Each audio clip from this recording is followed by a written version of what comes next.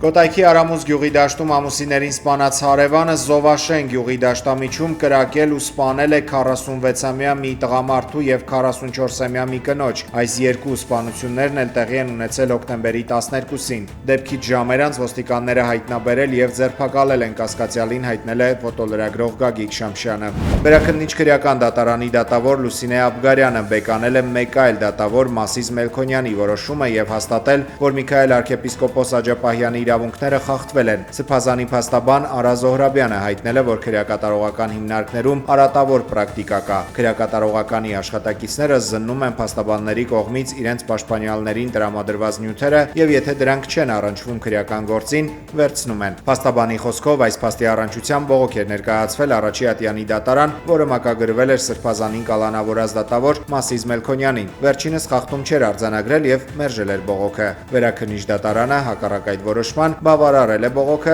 ճանաչել իրավախախտումը եւ պարտավորեցրել Երևան կենտրոն քրեակատարողականի պետին միջոցներ ձեռնարկել իրավախախտումները վերացնելու համար։ Վերաքննիչ դատարանի որոշումը կարևոր դատական ակտ է այս արատավոր պրակտիկան վերացնելու համար, նշել է փաստաբանը։ Դատարանը քննում է Սամվել Կարապետյանի կալանքը երկարաձգելու դատախազության միջնորդությունը։ Ազգային բարերարի փաստաբանական խումբը հայտարարել է, որ այս միջնորդությունը նախորդների պես ապօրինի է։ Սամվել Կարապետյանի փաստաբանները ուշադրություն են հրավիրել այն փաստի վրա, որ դատախազությունը դատարան միջնորդություն ուղարկել է դեռ հոկտեմբերի 11-ին եւ դատարանից տևական ժամանակ է պահանջվել մեջբերում մակագրման թեկնածու դատավոր գտնելու համար։ Միջնորդությունը քննելու է Վահե Դոլմազյանը։ Դատավորը, որին մակագրվել է այս ակնհայտ անհիմն միջնորդությունը, հանրությանը հայտնի է բացառապես իշխանահաճո որոշումներ կայացնող դատավոր։ Առավել ուշագրավ է այն, որ դատավորը ստանալով նյութերը արդեն իսկ էական խախտում է թույլ տվել 24 ժամից պակաս ժամկետում նիստ նշանակելով։ Իդեպ հրատապության հարցը այս դեպքում առհասարակ բացակայում է, քանի որ կալանքի ժամկետը լրանում է հոկտեմբերի 18-ին։ Այս գործողությունները եւս որևէ իրավական տրամաբանությունից դուրս են։ Սամվել Կարապետյանի նկատմամբ քաղաքական հետապնդման անվիճելի հանգամանքը հաստատված է։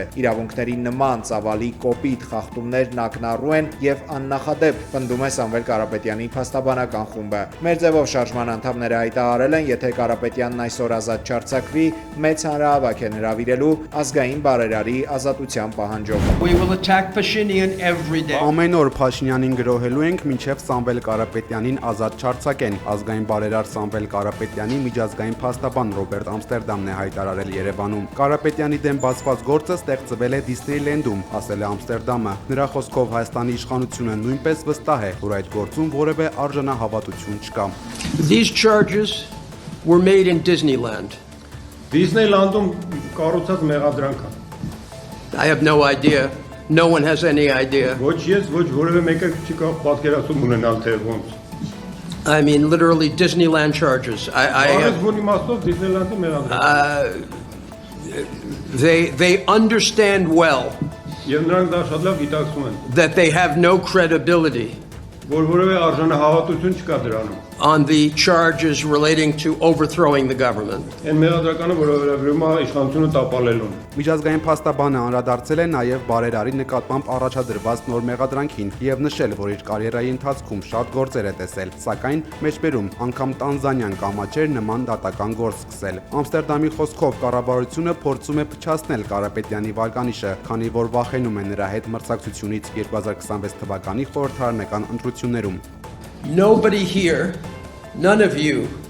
can properly define money laundering. Շատ բարձ պատճառով, որտեղ ոչ ոք, ձեզանից ոչ մեկը ներկա այստեղ չի կարող պատշաճ կերպով սահմանել, թե ինչ է նշանակում փողերի լվացում։ This is why authoritarian governments use it. Դրա համար էլ ավտորիտար բռնապետ իշխանությունները շատ հաճախ են դիմում նման մեղադրանքի։ Because nobody knows what the hell it is. Որտեղ ոչ ոք չգիտի այդ ինչի մասին է խոսքը։ The actual definition is quite complex. Իրական սահմանումը շատ խրթին է and it involves a lot of technical procedures. Եվ տեխնիկական բազմաթիվ ընթացակարգերի հետ է կապված, եթե ուզում եք ապացուցել հանցագազմը։ I can assure you, կարող եմ ձեզ հավաստիացնել, without even fully seeing the charges, նույնիսկ մեղադրականը լրիվ չտեսնելով հանդերձ, that they are unquestionably outside of any substance because of the date of the charges. Անհերքելորեն դրանք զուրկ են որևէ հիմնավորումից, Թեկուզ հենց ելնելով բացառապես մեղադրանքի ներկայացման ամսաթվից։ Ռոբերտ Ամստերդամը պատրաստվում է դիմել Եվրոպական միություն եւ ՄԻԵՏ, բարձրաձայնելու Սամվել Կարապետյանի նկատմամբ իրականացվող ապօրինի քաղաքական հետապնդման մասին։ Ամստերդամը խոստացել է ամբողջ աշխարհին ներկայացնել Հայաստանի վարչապետի գործելակերպը։ I can promise you all, Բոլորին կարող եմ խոստանալ, within a month, որ մի ամսվա the ընթացքում world will be aware աշխարհը լրիվ իրազեկ կլինի of the activities of this Prime Minister այս վարչապետի գործողությունների։ and his jailing of political opponents, Եվ որ what he քաղաքական perceives to be political or religious opponents. Այն որ նա բանտարկում է նրանց, ում ընկալում է որպես քաղաքական կամ կրոնական ընդդիմախոս։ Բաքվի բանտում պահվող հայ միլիարդատեր Արցախի նախկին պետնախարար Ռուբեն Վարդանյանին անհապաղ ազատ արձակելու պահանջով մի խումբ քաղաքացիներ այսօր բողոքի ակցիա են արել ՄԱԿ-ի հայաստանյան գրասենյակի դիմաց։ Մասնակիցներից մեկը սկանդալային տեղեկություն է ներկայացրել ՄԱԿ-ի աշխատակիցների ադրբեջանական լոբինգի հետ սերտ շփումների մասին։ ՄԱԿ-ում մի զեկույց է այսպես ներկայացվել եւ ընդունվել, որով ՄԱԿ-ը փաստել է, որ դատավարությունները Բաքվում իրավաչափ են, հատկապես Ռուբեն Վարդանյանի նկատմամբ իրավաչափ են այդ զեկույցները։ Հետագայում պարզվել է իմ մասնավորի Օկամպոյի մասնակցությամբ ջանքերով պարզվել է, որ այդ աշխատանքային խմբի ղեկավարը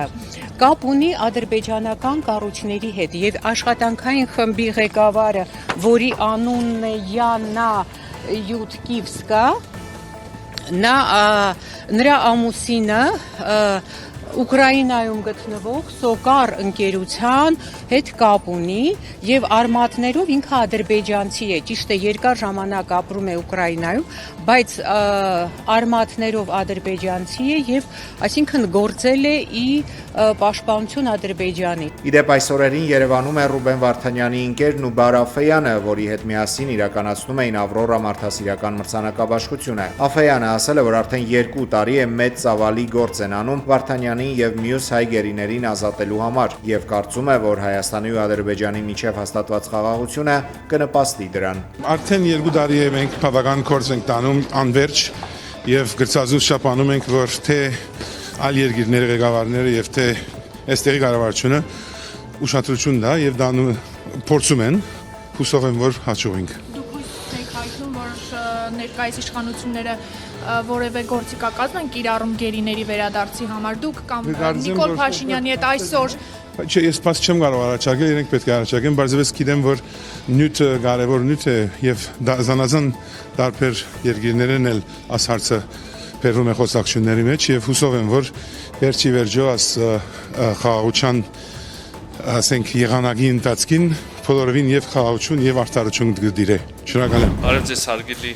գործընկերներ։ Բաքվի բանտերում պահվող հայ գերիների ազատ արձակման հարցով կառավարությունն աշխատում է ամենօրյա ռեժիմով, հավատացրել է Հայաստանի արտգործնախարար Արարատ Միրզոյանը։ Նա նշել է, որ այդ աշխատանքը երբեմն տեսանելի չէ ու անարդյունավետ է։ Հակառակ դեպքում Միրզոյանի խոսքով հարցը վաղուց լուծված եւ դուրս եկած կլիներ օրակարգից։ Շարմա Շեյխում տեղ ունեցած այդ խաղաղության գագաթաժողովի շրջանակներում կրկին մեր ադրբեջանցի գործընկերների հետ քննարկել ենք այս հարցը։ Պես որ հուսանք, որ մեր ջանքերը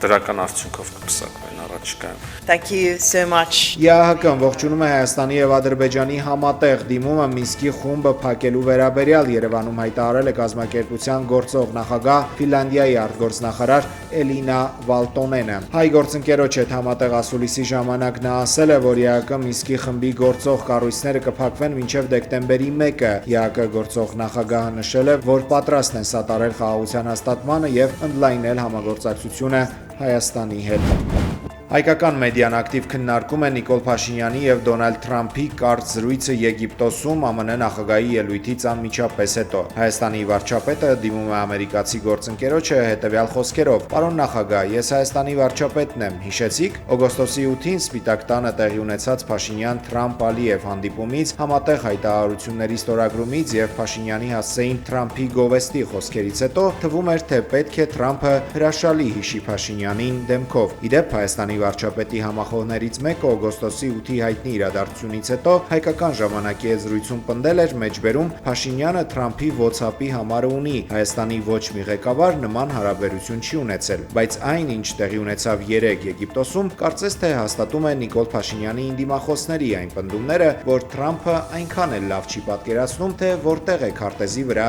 Հայաստանը իր բոլոր հետևանքներով։ Thank you very much. Prime Minister. Պարոն նախագահ, ես Հայաստանի վարչապետն եմ, հիշեցիք, շնորհակալություն ձեզ, Աստված պահապան ձեզ։ Իդեպ այս զրույցից րոպեներ առաջ Թրամփը ելույթում հիշել էր, որ ինքը մի հեռախոսազանգով կարողացել է լուծել Հայաստանի ու Ադրբեջանի միջև ընթացող 30-ամյա հակամարտությունը եւ այդ խոսքերն ասելիս թեքվել ողջունել էր Նիկոլ Փաշինյանին ու Իլհամ Ալիևին։ Եգիպտոսի խաղաղության գագաթնաժողովի կուլիսներից եւս մեկ դրվագ չի վրիպել այս անգամ արտասահմանցի լրագրողների աչքից։ Իտալիայի վարչապետ Ջորջա Մելոնին Թուրքիայի նախագահը խոստացել է այնպես անել, որ նա թողնի ծխելը։ Ամեն ինչ լավ է։ Դուք հիանալի տեսք ունեք, Շնորհակալություն։ բայց ես պետք է ստիպեմ ձեզ թողնել ծխելը։ Գիտեմ, չեմ ուզում որևէ մեկին սպանել։ Շարմ el-Շեյխում խաղաղության գագաթնաժողովի ժամանակ ԱՄՆ-ի, Եգիպտոսի, Քաթարի եւ Թուրքիայի առաջնորդները ստորագրել են Գազայի հատվածում հրադադարի համաձայնագիր։ Իսրայել այցից անմիջապես հետո Եգիպտոս ժամանած Թրամփը կատակել է, թե գագաթնաժողովին ուշացել է Նեթանյահուի փայլուն, բայց շատ երկար խոսքի պատճառով։ Երրորդ համաշխարհային պատերազմ չի սկսվի, ասել է Սպիտակ տան ղեկավարը գագաթնաժողովի ամփոփիչ ելույթում։ ԱՄՆ նախագահը նաեւ հայտարարել է, որ Թուրքիայի առաջնորդը կարող է նպաստել Ուկրաինայի հակամարտության կարգավորմանը, նրան հարգում է Պուտինը եւ նա իմ ընկերն է, նշել է Թրամփը լրագրողների հետ զրույցում։ Թրամփի հաջորդ այցը կլինի Մալազիա, նա Թայլանդի եւ Կամբոջայի միջև խաղաղության պայմանագիր կստորագրի։ Թեհրանը Վաշինգտոնին մեղադրել է թշնամական եւ հանցավոր վարքի համար։ Իրանի արտգործնախարարությունը քննադատել է ԱՄՆ նախագահ Դոնալդ Թրամփի երկխոսության կոչը, այն համարելով հակասական։ Թրամփն Իսրայելի խորհրդարանում հայտարարել էր, որ նահանգները պատրաստ է համաձայնագիր կնքել Իրանի հետ, երբ Թեհրանն էլ պատրաստ լինի։ ԱՄՆ ղեկավարը շեշտել էր, որ Իրանին հասցված հարվածներից հետո նա այլևս չի զբաղվի միջուկային գործունեությամբ եւ վստահեցրել էր, որ Իրանը հակված է խաղաղության։ Բաքվում անցկացված տրանսպորտի, էներգետիկայի եւ մաքսային համագործակցության վերաբերյալ եռակողմ հանդիպման արդյունքում Ռուսաստանը, Ադրբեջանը եւ Իրանը որոշել են ստեղծել աշխատանքային խումբ հյուսիս-հարավ միջազգային տրանսպորտային միջանցքի զարգացման գործողությունների ծրագիր մշակելու համար։ Խումբը կազմված կլինի 3 երկրների մաքսային, սահմանային եւ տրանսպորտային գործակալությունների ներկայացուցիչներից։ Մեծ Բրիտանիան չեղարկել է Հայաստանին ու Ադրբեջանին զենք վաճառելն արգելող որոշումը, որն ընդունել էր 33 տարի առաջ 1992 թվականին։ Այս մասին հայտարարել է Միացյալ Թագավորության Եվրոպայի հարցերով պետնախարար Սթիվեն Դաունթին։ Լեռնային Ղարաբաղի տարածքում մարտական գործողություններին մասնակցող ուժերին զենքի եւ զինամթերքի մատակարարումների սահմանափակումները ըստ Դաունթիի կորցրել են իրենց արդիականությունը, հաշվի առնելով տարածաշրջանում տեղի ունեցած արմատական փոփոխությունները։ Բրիտանացի պաշտոնյայի խոսքով այս քայլն աջակցություն է տարածաշրջանի երկրների համար ինքնիշխանության եւ տարածքային ամբողջականության պաշտպանության ջանքերին, այդ թվում այլ պետություններից եւ ոչ պետական գործիչների կողմից եկող ավանդական եւ հիբրիդային սպառնալիքներին ի պատասխան։